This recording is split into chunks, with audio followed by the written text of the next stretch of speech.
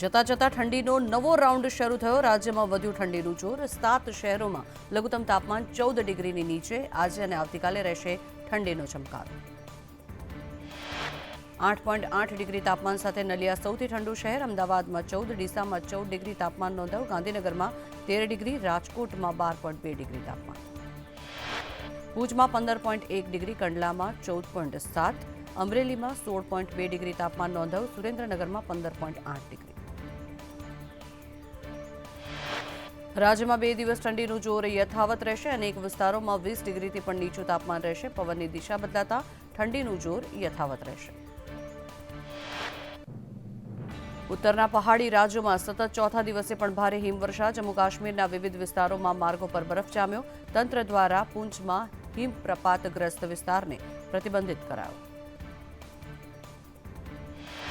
ઉત્તરકાશીમાં હિમવર્ષાને કારણે Gangotri highway block થયો। Gangotri highway પર બરફના થરમાં વાહનો અટવાયા। પૂંછના મુગલ રોડ પર બરફના થર જામતા વાહન વ્યવહાર બંધ।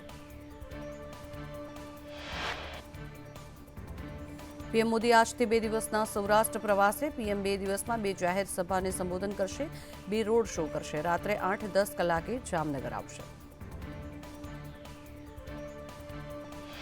જામનગર એરપોર્ટથી વડાપ્રધાન નરેન્દ્ર મોદી કરશે રોડ શો। જામનગરમાં પીએમનું રાત્રિ રોકાણ। આવતીકાલે પીએમ દ્વારકા અને રાજકોટની મુલાકાતે। 52,000 કરોડના 143 વિકાસ કાર્યોની આપશે ભેટ। દ્વારકામાં સૌ પ્રથમ બેચ દ્વારકાની મુલાકાત લેશે। સિગ્નેચર બ્રિજનું નિરીક્ષણ કરશે વડાપ્રધાન નરેન્દ્ર મોદી। દ્વારકાધીશના મંદિરમાં પૂજા અર્ચના કરશે। દ્વારકામાં જાહેર સભાને સંબોધિત કરશે। દ્વારકામાં 4,000 કરોડના વિકાસ કાર્યોનું લોકાર્પણ કરશે। તો દ્વારકા બાદ વડાપ્રધાન નરેન્દ્ર મોદી રાજકોટ જશે। રાજકોટમાં ખંડેરી ખાતે સૌપ્રથમ એમ્સનું લોકાર્પણ કરશે। જૂના એરપોર્ટથી રેસકોર્સ ગ્રાઉન્ડ સુધી પીએમ મોદી રોડ શો કરશે।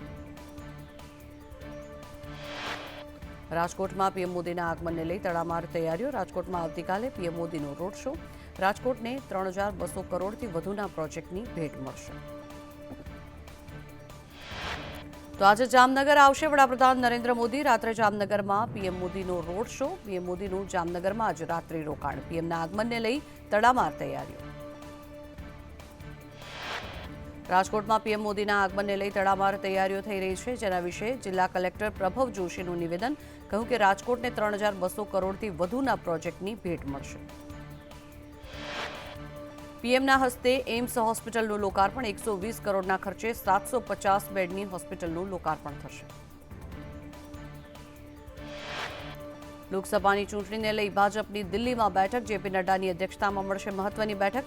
તમામ રાજ્યોના પ્રભારી અને સહપ્રભારી રહેશે હાજર।